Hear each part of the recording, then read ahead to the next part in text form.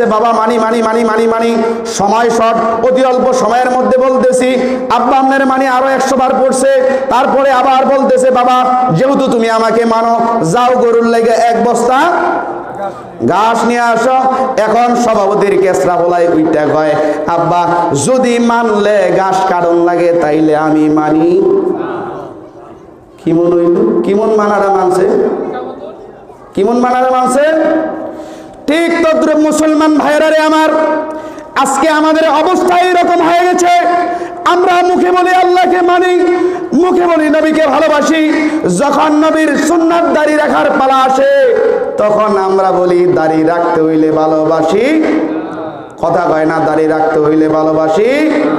আল্লাহর হুকুম মানি, যখন আজান হয়ে যায় তখন আমাদের কথা যদি খাতার নিচ থেকে উঠিয়া, ল্যাপ কম্বলের নিচ থেকে উঠিয়া মসজিদে যাইতে হয় তাহলে মানি। মুখে যদিও না বলেন, কাজ কর্মের দ্বারা বলেন কি বলেন না? ওই রকম মানন যাইব? কথা কয় না, ওই রকম মানন যাইব? মানতে হইব কি? মানার। আল্লাহ তাআলা আপনাদেরকে মানার মতো রসুলকে মেনে, আল্লাহর হুকুম আহকামকে মেনে কবরে যাওয়ার তৌফিক দান করুক, আমিন। আসসালামু আলাইকুম ওয়া রাহমাতুল্লাহি ওয়া বারাকাতুহু ওয়া আখির দাওয়ানা আলহামদুলিল্লাহি রাব্বিল